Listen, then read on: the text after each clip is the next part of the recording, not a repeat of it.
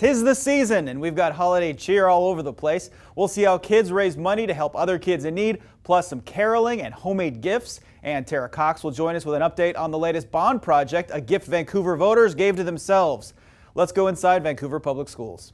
Live it up, live it up, live it up.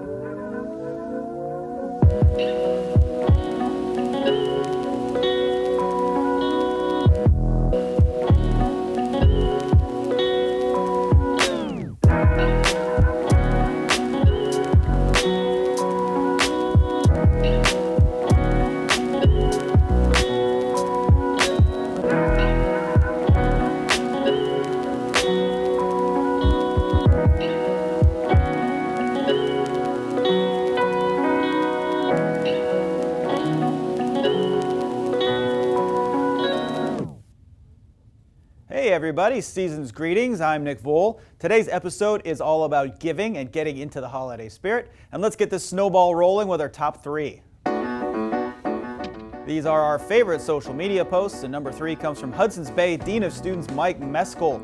His school pulled together to get enough food and funds to help 32 needy families in their school community. That's on top of a whopping 1,850 non-perishable items for the school's food pantry. Great job to the Eagles. And our number 2 comes from Washington State University's education leadership team. That's VPS's own Marla Sampson on stage during the Oregon Symphony's Gospel Christmas show at the Schnitz. Marla is truly a great person to work with and obviously is a talented singer as well. I'm just sad they didn't include a video of her singing so we could all hear it. And our number 1 comes from Bobby Lowe, a teacher librarian in the district. She helps students get hands-on in her makerspace, a place where kids can build projects, take apart things and put them back together, and a lot more. And as you can see here, it is gingerbread season. Bobby is also responsible for our big picture selection, which comes later on in today's show, and is probably the cutest thing you'll ever see. So stay tuned for that. The holidays are always full of traditions, and at Fort Vancouver they've started a new one. We stopped by on a sunny afternoon as students participated in a gift-making workshop. In classrooms spread all over Fort Vancouver High School, students work quietly and with purpose, not on homework, but on handmade gifts for their families, like these felt birds. I'm gonna give it to my mom. It's part of a special new event organized by a Fort teacher. Ann Kazarian came up with this idea to meet the needs of our student population and to just have some fun around the holidays. Ann is a bit camera shy, but she wasn't shy about organizing the staff to help out. We've had a variety of donations and different people kind of suggesting ideas. That includes workshops to make custom magnets, centerpieces, scarves, earrings, and more. And we thought it would be a great way for our students to be able to make something for free that didn't cost anything, that they really got their own touch. They got to put their own personal touch on. For Jason, it was a chance to try crafting. It's actually my first time actually making this, and I thought it would be really cool. It's also a chance to give his mom something special for Christmas. Ever since I was little, my mom always took care of me the most, always making sure I'm eating right and everything like that, making sure I'm okay. And yeah, she would always give me lots of stuff, and then I always want to give things back to her. Ann and the other Fort staff we talked to think this could turn into an annual tradition, and the kids, they were pretty excited about that idea too. Kids all over Vancouver will be getting bikes this year as part of a special effort by our community. The VPS warehouse took a delivery of pre-built bikes, which will be distributed to kids in need this holiday season. Waste Connections sponsored a special event in its 18th year to put together the bikes with the help of volunteers. It's called the Scott Campbell Christmas Promise, and it was named after a Waste Connections employee who passed away recently. This year, the team put together more than 600 bikes for local kids all over Clark County. What a tremendous effort to make it a joyous Christmas for our local kids, and look at all of those bikes. What a happy Christmas it's going to be for those kids. Families across Vancouver will have a happier holiday season thanks to a big donation from the Heathman Lodge. The hotel, located near Vancouver Mall, donated $1,000 worth of food to the Foundation for Vancouver Public Schools. The food will be distributed to families who struggle financially to help them get through the 2-week holiday break. For kids in financially unstable homes, breaks where they don't get school lunches can often mean going hungry, so this donation will make a big, big difference. The foundation does lots of work to help students all across Vancouver, and one of its big fundraising efforts for the year just wrapped up. The annual Student Chess Drive gives kids the chance to help each other. Amanda Richter joins us now from Fruit Valley Elementary School, which raised the most money of any VPS school. Amanda? Thanks, Nick. I'm here with Melinda Cannell from the foundation. Melinda, in a nutshell, what is a chess drive? So the Student Chess Drive is part of an annual campaign across all Vancouver public schools, and it dates back for many years, right after World War II, when families wanted to come together and help those that were in need. So it's an opportunity for students to learn about the needs throughout their community and to come together to try to bring about change in their community and for their fellow classmates who are in need. Long history. Well, we're here with some of the current winners. They're from Fruit Valley Community Learning Center. Kids, let's hear your names. Aiden, Nicole, Kylia, Tyler. Thanks for being here. Are there certain activities that you did to encourage people to make donations? In the lunchroom, we had 2 kids go every day and make sure that kids put in there. And there's it's a competition between all the classes, and whoever raises the most money gets a pizza party.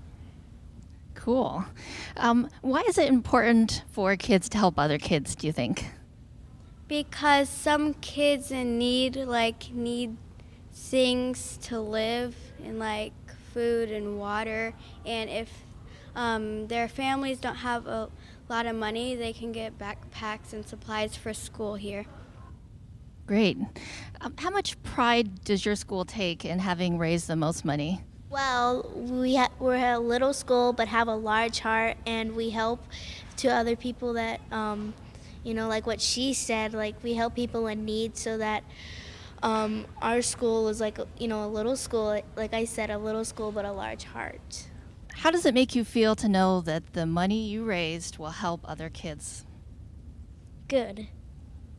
That's great. Thanks. So Melinda, why is the chess drive such an important part of your fundraising? Well, in addition to our annual spring luncheon and a staff drive that goes alongside the student drive, this is the largest source of undesignated funds for the foundation for VPS, which means that we can use those funds for any needs that the district may have that they're not able to provide for by law. What do you think the success of the drive says about our community? It says a lot in this time where there's so many negative things we're hearing about in the press, that our community can come together and help our own here at home. We hear devastating news across communities. Unfortunately, so many students in our own district are also facing those crises.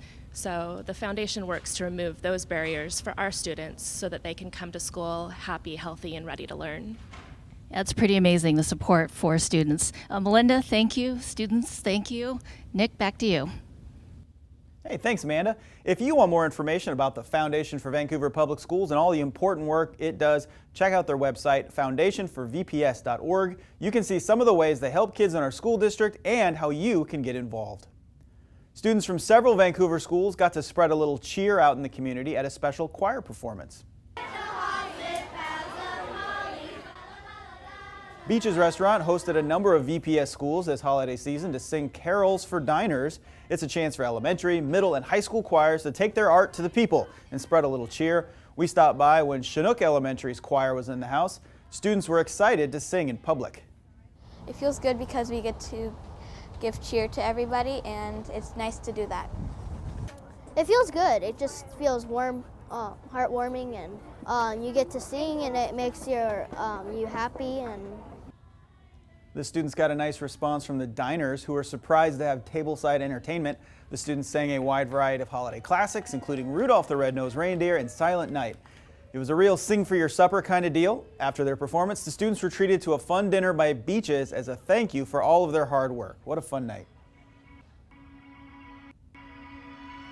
Time now for a Re-Schools update. That's the latest on construction projects paid for by the bond measure approved by Vancouver voters. And you have probably heard about replacement school buildings in the works, but a big part of the bond is improvement projects at every other school in the district. Tara Cox joins us now with one of those projects. Tara?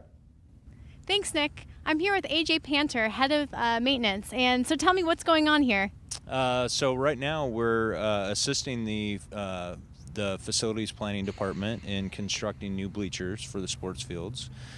So we're constructing them down at our shop and then transporting them out here.